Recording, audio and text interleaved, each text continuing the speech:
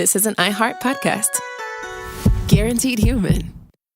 Work can be a little weird. Cringy training seminars, coworkers who won't stop talking about their plant, forgetting the mute button at an inopportune moment. We have to deal with a lot on any given workday. Sometimes it can feel hard to thrive and move forward in your career. Well, that's where LinkedIn comes in. LinkedIn helps you get ideas and insights from experts in your field, connect with people professionally, grow your network, and access tools designed to help you find the right fit for your next role. Whether you're just getting started, figuring out your next move, or looking to accelerate your career, LinkedIn is built to support you at every stage because LinkedIn is the network that works for you. Visit linkedin.com/knowstuff to learn more. If audiobooks are your thing and you've been meaning to listen to more of them, you should check out a podcast called Earsay, the Audible and iHeart Audio Club, hosted by Cal Penn. Each episode spotlights standout audiobooks on Audible across all kinds of genres: sci-fi, comedy, romance, thrillers, and more, with Cal talking to guests who help break down what makes each story worth listening to. It's a fun, easy way to discover your next great audiobook. Check out Earsay on the iHeartRadio app, Apple Podcasts, or wherever you get your podcasts.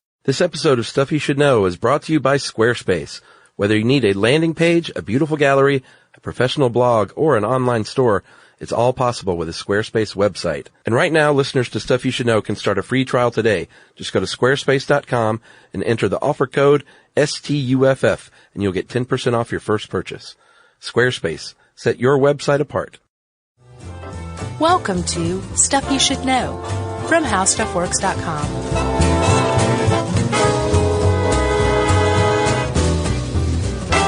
Hey, and welcome to the podcast. I'm Josh Clark with Charles W. Chuck Bryant, and there's Jerry.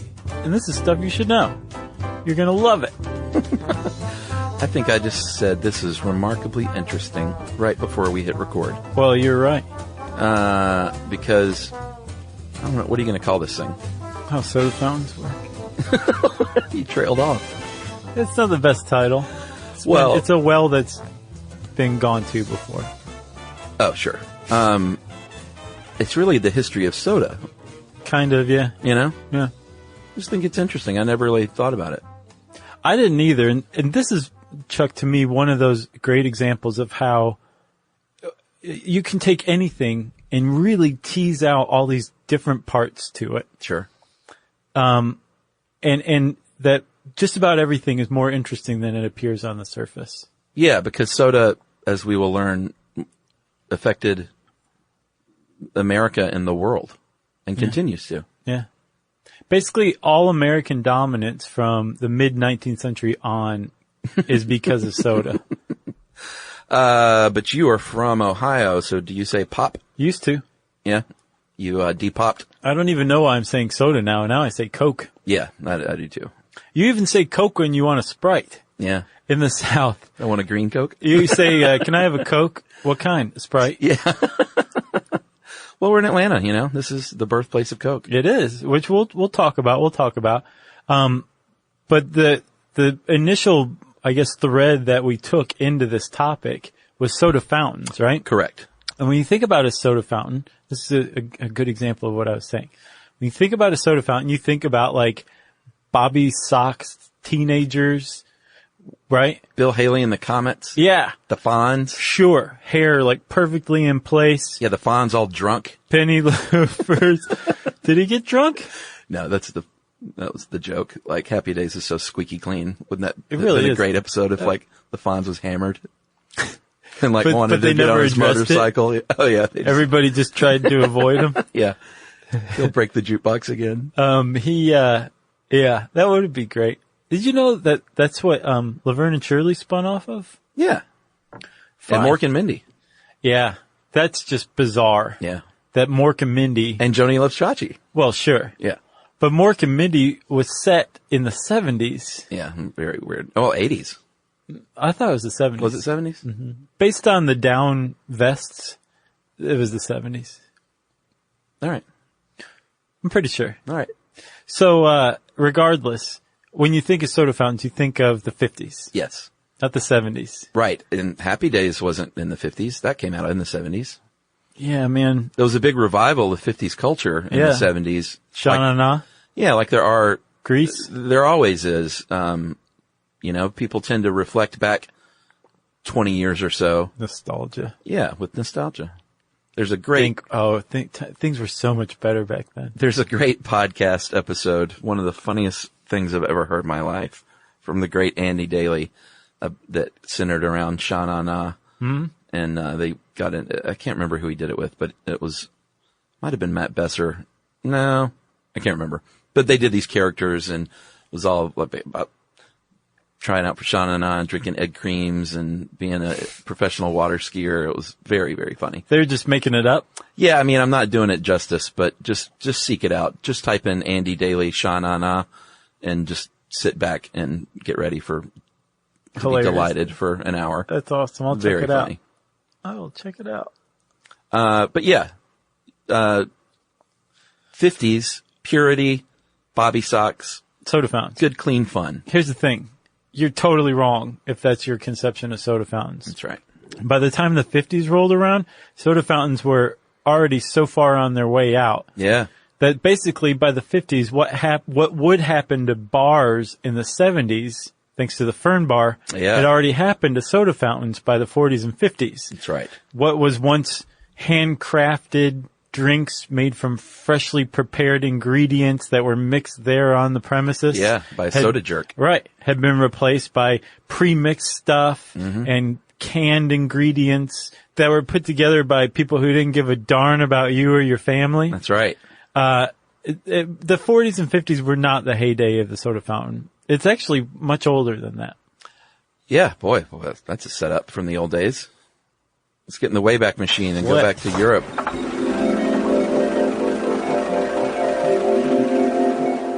When everyone was like, you know what? These mineral waters, we've been drinking this stuff for hundreds of years. And even before that, the Romans bathed in it. Yeah, it's great for you. You drink it, you bathe in it, you splash it on your sister because you want her to be well and to live right. Right. It'll cure everything. It's the cure-all. Back in the days where they thought, like, drink this one thing. It'll cure up your STD and your headache, your hangover. All at once. All at one time. When really, all it did was cure an upset stomach. That's right. That was the dirty little secret. But the idea They didn't know that, though. No, they didn't. Yeah. They didn't for centuries, as a matter of fact. Yeah. But the idea that you could drink, like naturally carbonated mineral water and that it could cure your health, or at the very least it was delightful. People wanted to figure out how to get that if you didn't live near a naturally carbonated spring. That's right. Which, by the way, I was researching this. Did you know Pellegrino is not naturally carbonated? I don't know anything about Pellegrino. So. Well, it's a natural mineral water, but they carbonate it there. I didn't realize it wasn't carbonated. Yeah, that doesn't surprise me. It surprised me. Are you boycotting? No, I love the stuff. Oh, okay. I was just surprised. I mean, is anything these days naturally carbonated and bottled? Dude, now that you say that, you've just given me a great opening to mention this book I just read called The Dorito Effect. Oh, you yeah? have to read it. Yeah, good. It's about the food we eat today and just how incredibly manufactured it is. Oh, yeah. But the really refreshing thing about it is that anybody can read this book. It's basically apolitical. It doesn't lay this at anybody's feet. It doesn't blame anybody. It doesn't suggest there's anything nefarious going on. It's just like, here's our food right now. Wow. It's really interesting. I'll check it out. Really approachable, interesting book. They don't even blame Big Dorito? No. I mean, they basically trace the origin of our current food standards back to the invention of the Dorito, hence the name. But it's a really great book. Definitely worth reading. I'll check that out. And people ask us for book recs all the time, so. That's one. Yeah, pay attention. Yumi got that for me, and I read it in like 2 days. Did she read it? She hasn't read it yet. I grabbed it first. Oh, I gotcha. Yeah. So she bought it for the family. Oh, yeah. Okay. Sure. Always for the family. I thought it was a gift, like I read this and now I'm going to give it to you. No, she read about it. Gotcha. Thought about me. You went, mine. Bought it. And I was like, give me that. All right. So mineral water was very appealing. And human beings said, you know what? That'd be great if we could bottle this junk ourselves. Right. Even though bottling isn't really a thing yet, or at least, not anything that worked. No, carbonated water. Stoneware and a cork. Yeah. That's not good for breathable carbonation. cork. Right. So 1767 is when Joseph Priestley, who we've talked about before. NO2. Yeah, more than once. British chemist, he said, you know what, I figured this out. Fermented some yeast mash and put it in this water. Get you pretty messed up. Yeah, and look at it bubble. It's delightful. And everybody's like, whoa, that's a decent approximation to semi-carbonated water. Yeah, not a bad first step, though. Nice going, Priestley. So 16 years later, there was a Swiss scientist named Johann Jakob Schwepp. Yeah. Sound familiar? Mm-hmm. He said, you know what, I actually built a device, this hand crank compression pump, and I can make this stuff, and I'm going to found a company called Schweppes, because that's my name. Right. And you're going to be hearing it for centuries. Yeah. And he was definitely onto something. What Schwepp figured out was not just this invention that he made, but he also realized that to carbonate water, which, let's talk about carbonating water, shall we? Sure. Artificially carbonating, I should say. To carbonate it, there's some conditions that are most conducive to carbonating water, because CO2 molecules and H2O molecules do not like to get together. Yeah, you don't just throw it in there and they're like, start hugging it out. Right. And say, great, now drink me. Yeah. As a matter of fact, their bond angles, I believe, are totally different. Yeah. And they're at such an angle that like they just do not go together very well. But Jakob Schwepp said, you know what? I wonder if you use really, really cold temperatures, like near freezing water, that would help. He was correct. Correct. And also if you put it under pressure, maybe say 7 atmospheres, Yeah. it would help. He was correct with that too. That's right. And that's what you need, cold and pressure. And if you get that going, then that gas dissolves into the liquid. Yeah. And those molecules start to party and hug it out. And, it's pretty amazing that someone figured that out way back then. But it's even more amazing that it wasn't like he's like, I'll just take the CO2 canister and this cold water and put it together under pressure. Yeah. This dude had to make his own CO2. Sure. So he used the old sulfuric acid and powdered marble combination. That old trick. Right. Which is, we'll talk about, is kind of dangerous to put together. Yeah. But to create carbonated water, Schweppes had to first create carbon dioxide. So he had a lot of stuff going on. He was the first guy to come up with a mechanized version of creating carbonated water. Yeah. Pretty amazing. Yeah. But it took many, many, many more years before it became even close to a perfected process. Yeah. I mean, as you'll see, it happened. Many people chipped in over the course of a lot of time. Namely, Mr. Charles Plinth, in 1813, he invented I don't know if he invented, I think he might have invented, or at least he perfected the soda siphon, which if you've ever seen an episode of The Three Stooges. We've got one. You don't have one of those? No, I don't have one. You got to get one. I got a Soda Stream. I'm all good. Oh, okay. Yeah, you don't need one then. 1813, and that means he could either squirt someone in the face and have a comedy routine. Right. Or he could, serve you some carbonated liquid. Yeah. Which is great, but you had to keep refilling that thing at the source. Yeah. That was the problem. And especially, I mean, like if you're having to make your own CO2, it's one thing to just use those little chargers today. Yeah. It's not much of a problem, but if you have to make your own CO2 first before you create the siphon. Yeah. That's a big process. Sure. So again, like these guys are kind of like poking away at the edges of the problem of coming up with mass-produced carbonated water. That big problem. Right. and they're contributing and adding to this nutcracker, but no one's actually cracked the nut yet. It would be 1832 when a man named John Matthews. Yeah. He's American, born in England. Best of both worlds. He developed a chamber, a lead-lined chamber, where he could actually generate that CO2. Right. So Schweppes had already generated the CO2 before? Yeah. Gotcha. Yeah. I thought Matthews was the first to do that. No. Okay. Schweppes actually was creating CO2. Gotcha. He didn't have this self-contained apparatus that Matthews came up with. That was his huge innovation. Who, Matthews? Yeah. Yeah, I mean, he mixed it together with that water, and he created carbonated water. And you could bottle it, but bottling wasn't like a big. You couldn't mass bottle it at this point. No, what he came up with, this invention that he came up with was, it was big enough to serve a decent sized clientele. Yeah. Going from, like the Schweppes era invention where you could make 20 of these a day, 20 carbonated drinks a day. Sure. All of a sudden with Matthew's invention, you can make like hundreds. Yeah. But it was immobile. So it was either good for bottling, which at the time bottling sucked in America. The glass wasn't good enough to bottle stuff under pressure. Yeah. Or you could make carbonated drinks there on site. And that's what it led to, was directly the creation of the soda fountain. Yeah. The place where you would go get a soda. Hooray for him. Yeah. So we'll take a little break, and we'll come back with one final gentleman who, although he failed, he had a big impact on the soda fountain industry. Yeah.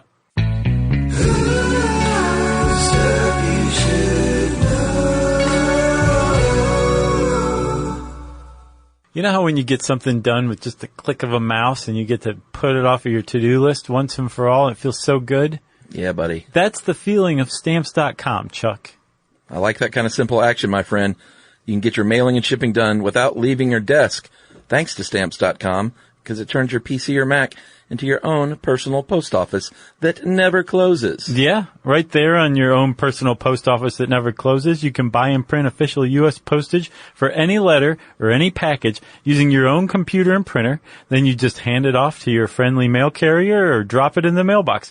You'll never have to go to the post office again. That's right, and we have a pretty sweet deal right now if you sign up for Stamps.com. All you have to do is use our offer code STUFF, and you get the following special offer: a 4-week trial, plus a $110 bonus offer, including postage and a handy-dandy digital scale. Yep, so don't wait. Go to Stamps.com before you do anything else. Click on the microphone at the top of the homepage and type in STUFF. That's Stamps.com. Enter STUFF.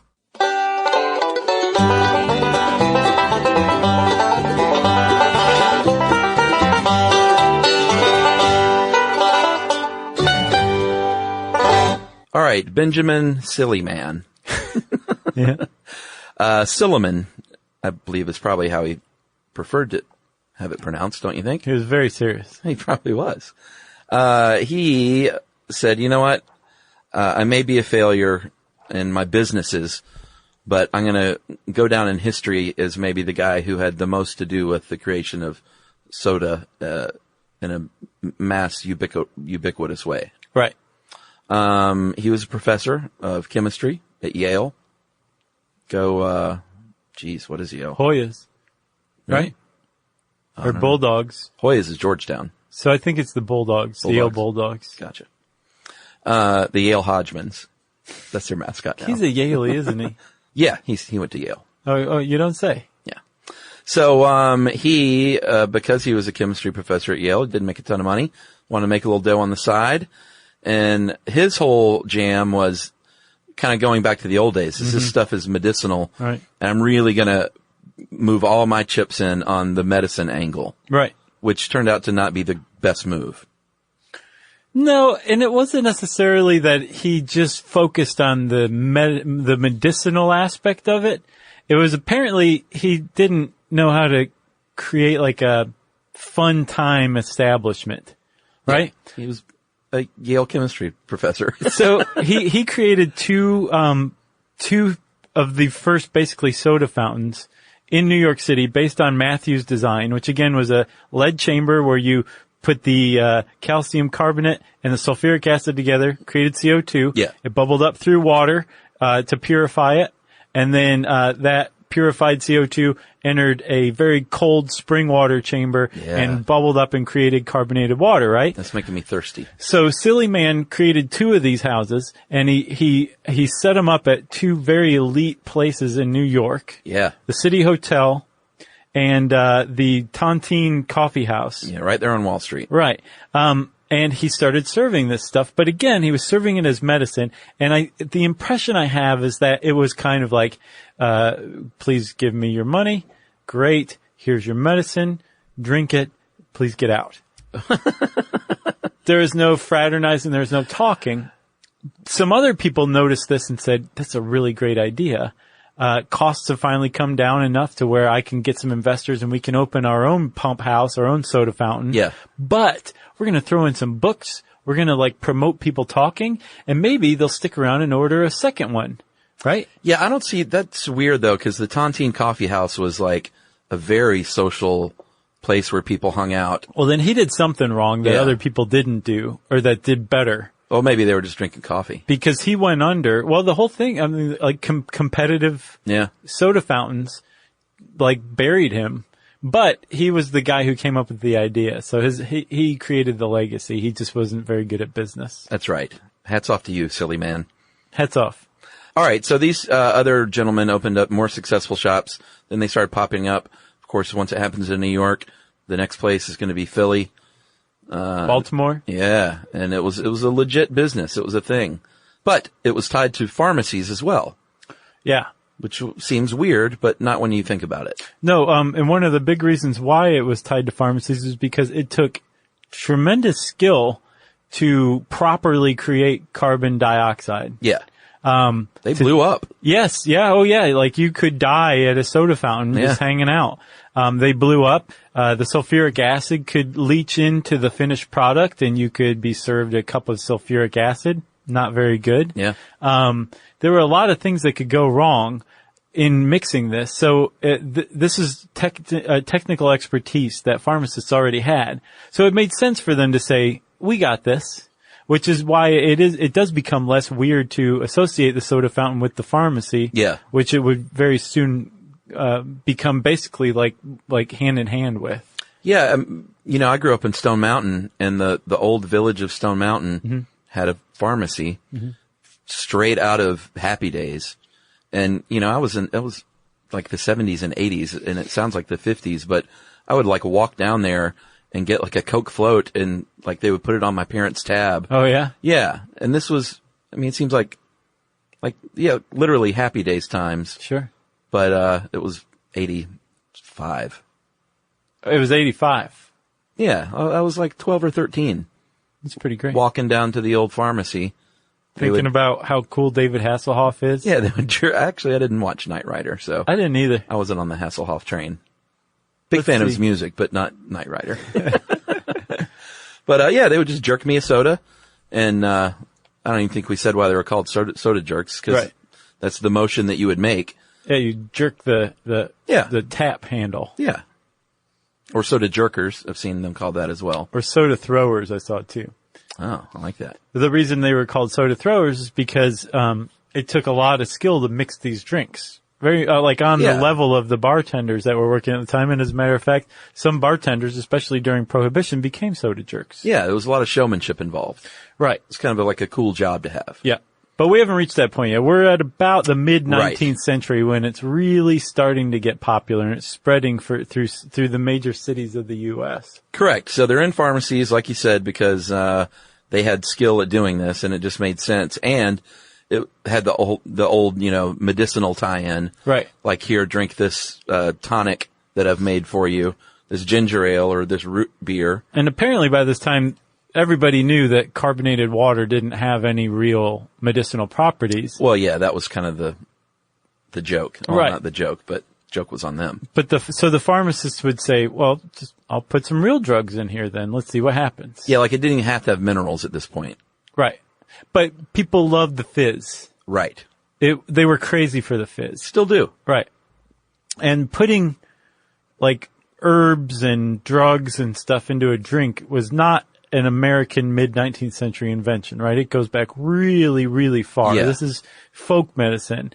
And actually in Europe, there was all sorts of stuff that we brought over, like the idea of root beer is actually way older than Charles Heyer's invention. Yeah.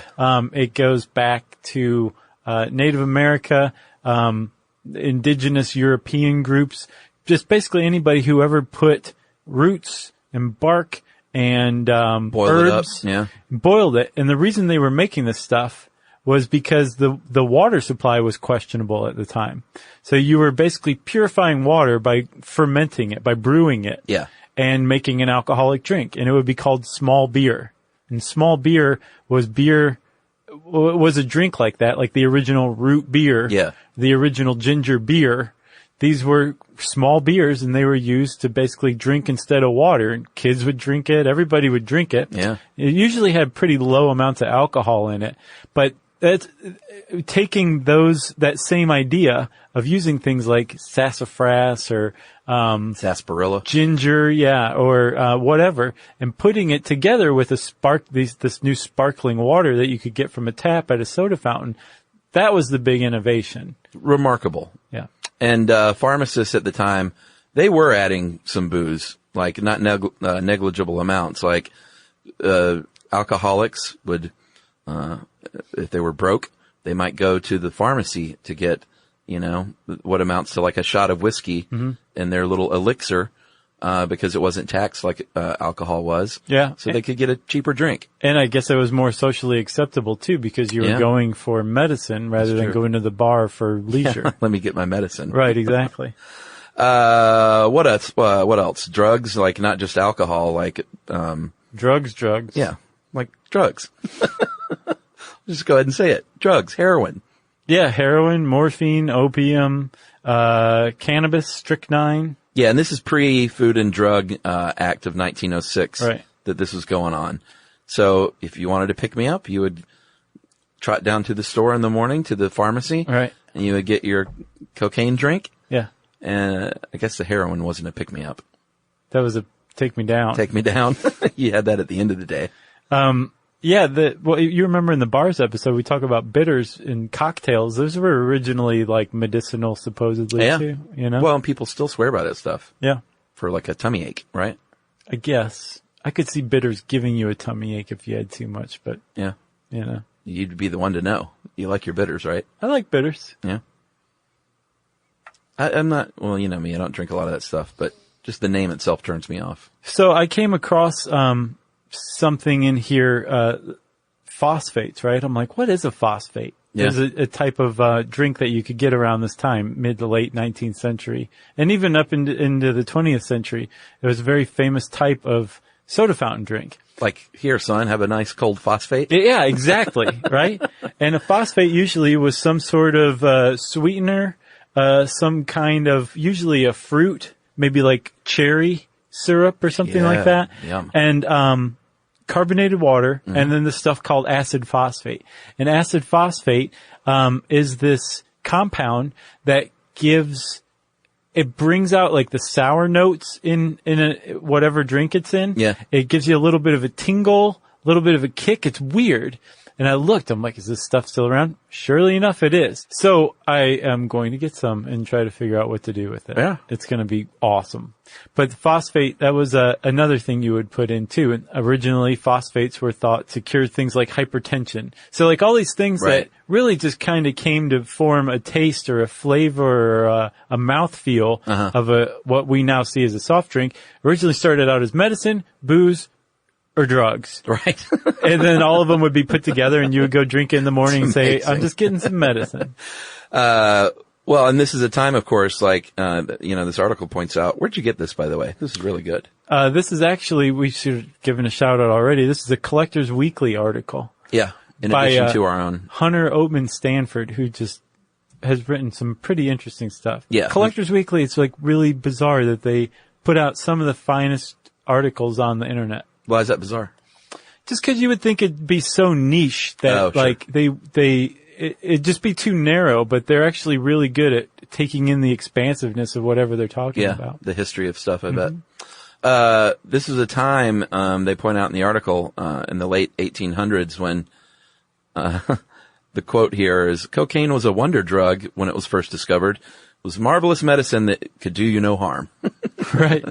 The early days of cocaine when there was like, this stuff just makes you feel great. Right. What's the problem? Yeah, it's great. It's a bracer. Yeah, which was what people thought all the way up until like 1990s. What I thought was funny was that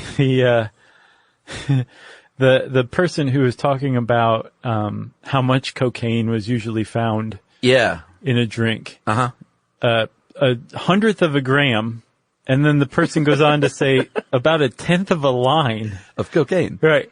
Yeah. And then they say, or a bump. Right. Not that I would know. Right. As they also said. I'm joking about the bump part, but they did say 1/10 of a line. Yeah, That's what a he's very talking about. bizarre measurement. It depends on the line, I guess, too, right? Sure. I mean, it's a weird thing to quantify. Right. But I've seen... You know what I mean? Like 1/10 of a line, like a normal line, Right. not like a hog. Just like, a respectable Just a one. little rail. Yeah, I thought that was an odd quote from that guy, too. And here's the thing, as far as cocaine being...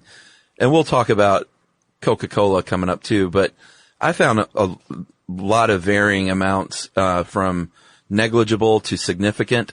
I found one thing that said it took 30 glasses to produce an actual dose of the drug, but I've also seen, this guy says it's like a bump. So, like, I don't know who to believe, and I think the secrets probably died with the people that had these recipes back then. Right. Like, I don't know if we can know for sure how much cocaine. Coca-Cola still officially says that there was no cocaine, but No, do they? I think that's their official stance. Oh. Well, everybody else says there was definitely cocaine in it. You want to take a break then and talk about Coca-Cola? Yeah. All right.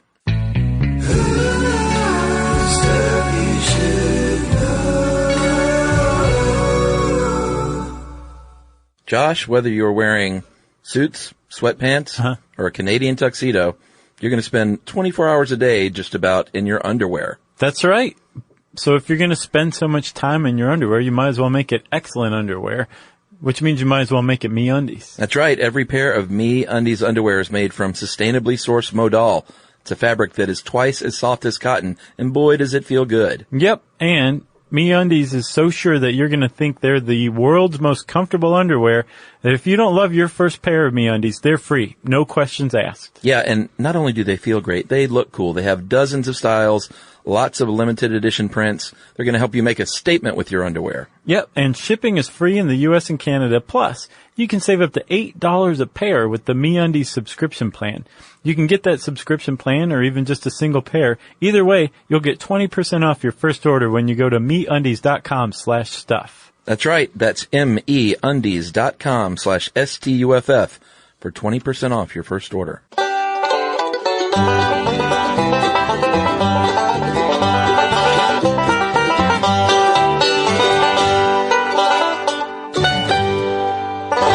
So, Chuck, we were talking about how you could find everything from heroin to cannabis to, cocaine in drinks. And most famously, you found cocaine, as far as everybody apparently but Coca-Cola says, in Coca-Cola. Yeah. And if you work at Coke or something like that, please write in and explain to us how everyone else in the world says that there was cocaine in it. And apparently have unearthed recipes for Coca-Cola that involve cocaine, but how is it not in Coca-Cola?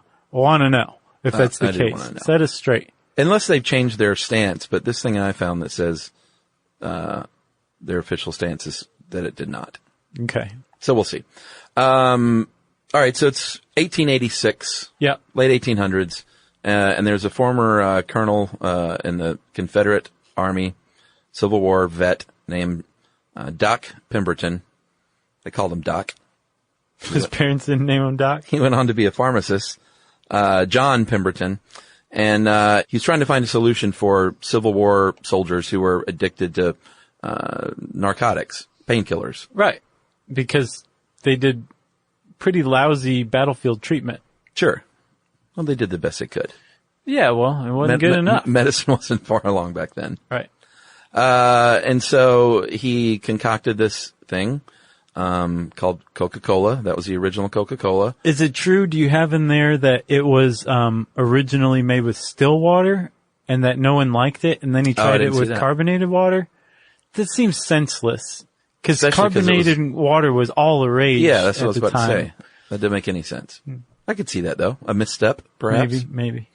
And it was, first sold at Jacob's Pharmacy in Atlanta, Georgia for a nickel. Where's that? That was downtown. Oh, okay. That was all there was of Atlanta back then. Sure. Like Inman Park was a suburb. Right. Was considered a suburb. And for those of you who don't know, Inman Park now is just a neighborhood right off of downtown. Right. And the suburbs are 40 miles outside of Yeah, Atlanta. they are. Like everywhere 40 else miles in in the a 4-hour car ride. So Doc Pemberton makes this, sells it at Jacob's Pharmacy. His partner, Frank Robinson, was a bookkeeper and partner. He's the one who actually named it Coca-Cola. He designed that script that they still use today. Oh, wow. He came up with the first, slogan, which was the pause that refreshes. And, they started giving away coupons for the stuff for like a free Coca-Cola, which got its name because it contained, elements from the coca plant and cola nuts. Right, from Coca-Cola. from Nigeria, I believe, is where they originate. So it's like a very on the nose And Coca-Cola, name. cola plants have like tons of caffeine in them. Yeah. So cocaine and lots of caffeine. Right. So it was doing the job, basically. Yeah. And in 1916, they developed that distinctive contoured bottle, which it took a lot longer to get that patented. I think like the 70s or something. Oh, really? Kind of surprising. Wow. But I think they said the idea was they wanted you to be able to tell it like in the dark. Yeah. Just Just groping around. Yeah, if you had a Coke bottle in your hand. So Coke wasn't the only one putting drugs in their drinks. No, of course not. Like we said, there are plenty of other drugs. 7-Up very famously had lithium citrate in it Oh, yeah? until I think the 50s or 60s even maybe. Lithium, of course, is the very famous mood stabilizer. Oh, wow. Used to treat things like bipolar disorder and depression and all sorts of stuff. Interesting. So you could drink 7-Up. Up. So we jumped ahead a little bit. Going back again to the early 1800s is when these flavored sodas really first kind of came on the scene, and they started a lot of citrus drinks. And the theory was that like people were used to lemonade being a refreshing thing. Well, plus also, again, this was a medicine. Citrus was used to treat scurvy. Sure. Yeah, and you could get those citrus oils pretty easily. Right. So yeah, there was a lot of like orange and lemony flavored things early on. What else? Cherry, vanilla were some of the early flavors. Wintergreen was a big one. I don't know about that. I wouldn't want a wintergreen soda, I don't think. Grape, nutmeg, pomegranate, cherry. I used to love the grape drink when I was a kid. Oh, yeah. Like, Fanta or knee-high grape. Sure. Fago. Fago was what we had up in Ohio. Yeah, we didn't have a lot of Fago. I don't remember Fago grape, but Fago had a pineapple drink. Oh, my God. Was it good? It was so good. And then their Red Pop was really good, too. Yeah, I never got into the reds either. I was kind of still am an orange guy. I'll drink a Fanta orange. Like, I'll drink like 10 of them a year. Yeah. And it's just such a treat. Nice. Delicious. Like all 10 at once, one day Yep. a year? I do. I get so sick. You're like, oh, I don't ever want to see this again. My dad, oh man, he would drink the knee-high peach like it was going out of style. Oh, yeah? Yeah. I've never had one of those. I'm not into the peach that much. Dude, we just got back from Japan. They got peach down pat over there. What do you mean? Growing the trees? No, the flavor in like candy or whatever Fake like that. peach. Yeah. Because it's very delicate. It's not like punching you in the face. It's almost like your tongue is chasing after the taste because it wants a little more. Oh, wow. It's really good. Man. That should be their motto. Right. For whatever, all of it. Right. They were using generally simple syrups, very sugary simple syrups. And, like you said, they would mix them up right there. They had cool names. Who's this guy? DeForest Sachs had a book called Sachs's New Guide, or Hints to Soda Water Dispensers, like all of the books back then. Right. There was an or in the title. He would serve you an opera bouquet or an almond sponge or Swizzle Fizz. That's a good one. They just sound delicious. Swizzle Fizz.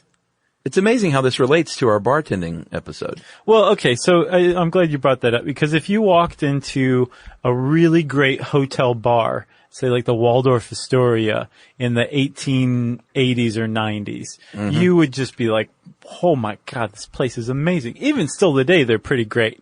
But they were like brand new marble, brand new polished wood and brass and mirrors and onyx and all sorts of just beautiful stuff, right? Yeah, gorgeous. And if you looked a little further along the bar, you would say all you'd have to do is put in a row of carbonation taps and you'd have yourself a soda fountain. Yeah. Because, they were the same type of establishment. It was just one served alcoholic drinks and the other one served what are considered soft drinks. Right. As they got further and further away from medicine, especially after the 1906 Act, the Food and Drug Purity Act, they took drugs out and replaced it with sugar. And this was the big American innovation. Yeah. But at the time, the bars and the soda fountains competed with one another. Oh, yeah. And the best ones looked very similar to one another. Yeah. And they would have equally, capable bartenders or soda jerks. Right. Who could mix up some amazing stuff that would knock your socks off. Yeah. And then that made it ready-made to be like the champion of the temperance movement. Oh, yeah. So when the temperance movement came along in like the late 19th century and really started to get some traction all the way up until 1919? The year before Prohibition. That was 1920, right? The last good year. People were like, soda fountains are the place to be. Yeah, and there's a lady that, there's this woman that wrote a book called Soda Shop Salvation, named Ray Catherine, Aime, and, she kind of makes a case for the good that came out of Prohibition, which was, pre-Prohibition, there was this bar and saloon culture where the men went and drank and left their families at home and left their kids at home. And she argues that because of Prohibition, the soda shops won out, or at least for a while. Right. And there was a big boom, and all of a sudden, women and children were going out to eat more as families. Oh, nice. With their dads, and that there was like more dining out. There was a big rise in sugar as a whole. Like this is when ice cream really started to boom. Right. Maybe part and parcel to the floats, like soda floats with ice cream. Right. But yeah, she said, some good things came out of Prohibition. She said the USA needed a reset, was how she put it. Oh, And on drinking? Just period. Like the sort of the cultures that came around because of Prohibition was, we were heading down a dark road, she thinks. I see. With the saloon and bar culture and leaving the families out of it. So, yeah, I thought it was a pretty interesting take. Yeah, I remember that from our bars episode too. Yeah. That after Prohibition, because the speakeasy didn't have any rules to follow, it was like a new thing. Right. Women started showing up, and Yeah. they've been going to bars ever since. But before that, it was strictly like males. Yeah. Yeah. Interesting. And so even before, but during and including after Prohibition, Chuck, the soda fountain was just immense. Like, huge. I think in I can't remember, somewhere in the 19th century, the mid-19th century, New York City had like 600 something soda fountains in it. Just New York City, right? There were thousands and thousands of them around the United States. In 1929, there was something like 60,000 pharmacies in the United States. 75% of them had a soda fountain. Amazing. There was one in New York called the Pennsylvania Drug Company. It was at Penn Station. They sold, The name says it all. they sold on a good day, they would sell drinks to 9,000 customers. Wow. They made $250,000 a year selling soda, soft drinks, which is like $3.5 million in sales in 2015 money. And then all of a sudden, it starts to dry up. Yeah. Like we said, by the 40s and 50s, they become quaint. By the 70s, they were down to, I think, a third of pharmacies had a soda fountain still. Now today, I mean, good luck finding them. There's just a handful around. Go into CVS and ask for, hey, jerk me a soda and see what they'll throw you out of there. There's like kind of a revival going on now, but, it's just, they just virtually disappeared. Yeah. And what's interesting is they've actually tracked what killed the soda fountain. And there's a few factors that were pretty interesting. Yeah, one of them, and we've talked about car culture and the culture of the expressways and highways and the suburbs and how America grew. Right. Shunning public transportation in favor of cars and highways. Right. And that was one of the big things, people, the little downtown Stone Mountain pharmacy wasn't as popular because people didn't live anywhere near there anymore. Right. I mean, some people did, of course, Sure. but, people were flying the coop, basically. Yeah. Spending time out on the open road. Yep. you didn't really have that. You didn't want to spend as much time like hanging around a soda fountain. Maybe you just wanted some refreshment to go. Right. The drive-through culture. Yeah. And then probably the bottle cap was the thing that really killed the soda fountain. Yeah, because now you could enjoy it at home. Yeah. Or you could buy it on the road and just take it with you. The bottle cap probably more than anything killed the soda fountain. I read a thing too that said Coca-Cola invented the 6-pack. Is that right? Yeah, at one point they started selling them, in 6-packs, and that became like the number.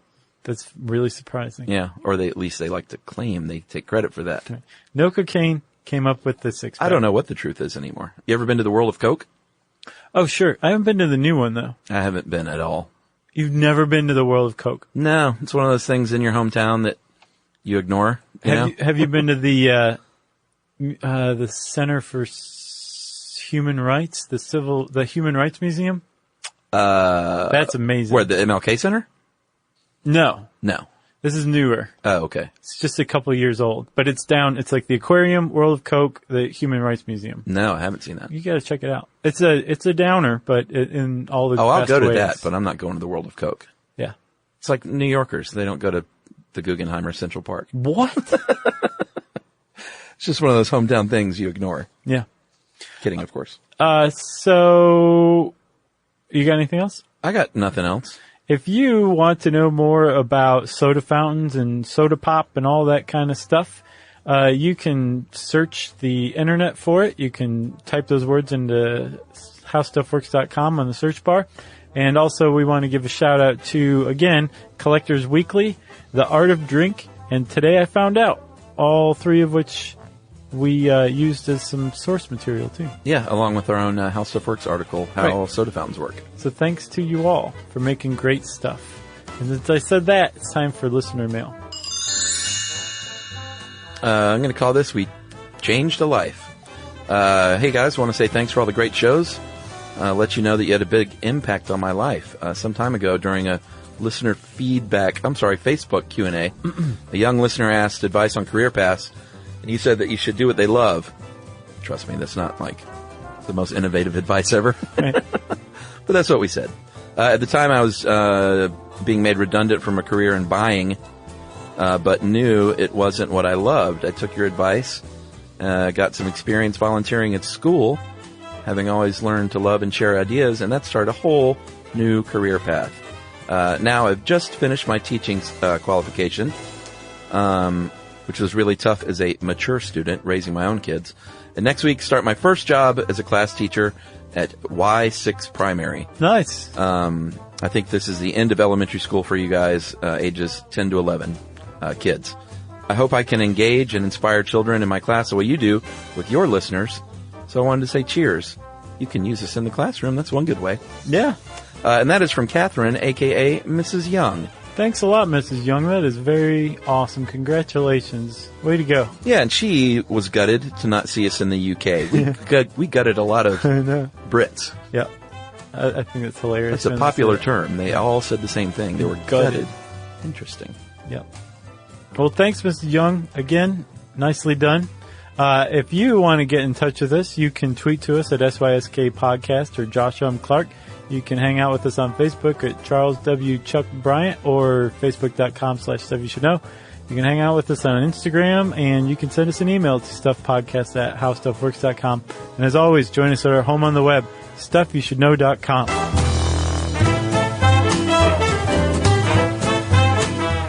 For more on this and thousands of other topics, visit howstuffworks.com.